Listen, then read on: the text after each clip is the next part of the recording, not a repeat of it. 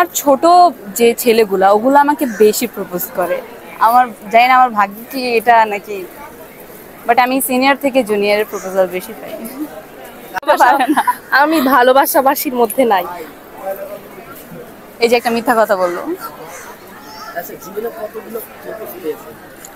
হিসাবের বাইরে।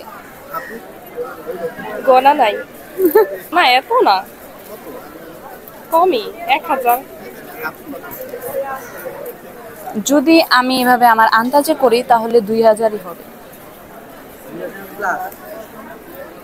মেবি। বলতে পারি না এখন ওরা কেন করে। সিনিয়র, সবই উল্টা দুইজনে।